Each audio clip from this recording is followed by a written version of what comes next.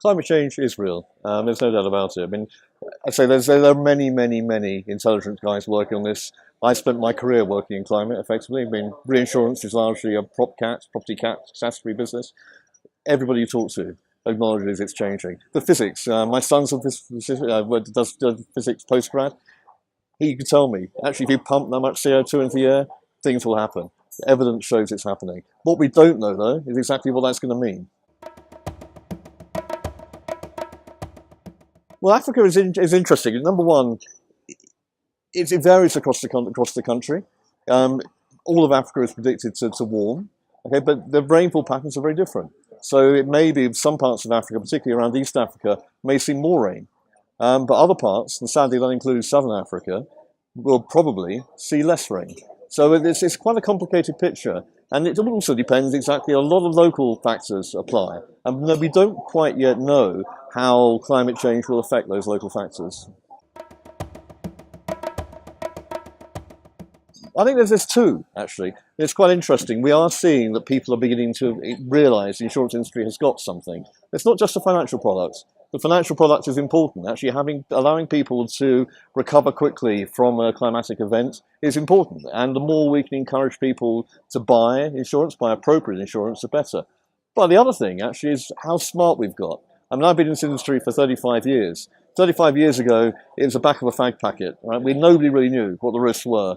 I was amazed, as being a science graduate, how little maths was actually applied in the industry. Now we're pretty damn smart. We have models. The models aren't perfect, but the models are actually, if you go to a banker, you'll be amazed. We've got these tools. Go to a government, they'll be amazed. And suddenly people become aware we can do stuff. And so it's partly building risk understanding, building risk management, and then providing the financial kick once an event happens. I think so. I mean, I think the issue is getting demand, actually making sure the demand is there. There's plenty of insurance supply. We just need to make people more aware. An earlier speaker than me talked about beer. How many brewers actually insure against climate risk? Virtually none. Okay. Clothing manufacturers. Remember, I had 15 minutes of fame, went on national TV in the UK, because actually I sponsored a report which is actually producing a short-term summer forecast for the UK, which actually said it was going to be a hot summer. Actually, it was wrong. But the guy who actually was meant to be giving the interview, couldn't do it. And his number two said, I don't believe this forecast, I'm not going to do it. So I did it. And actually I said, why don't clothing manufacturers, if they insure their summer range? If it turns out not to be wet and cold, people aren't going to buy shorts. So we need to build that demand there. But we also need to make the products affordable and show the value.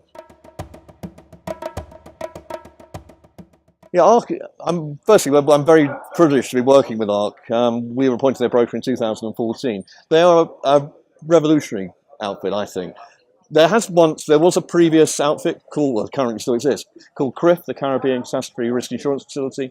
They pioneered the idea of building a regional pool. So governments invest, effectively, in the policy. It's a mutual insurance company. In CRIF's term, it's funded by a number of governments, the Canadians being the biggest, UK, France. Right, and they provided the capital, but then the countries effectively cross-insure themselves. And there's diversification, and then they just reinsure the top bit.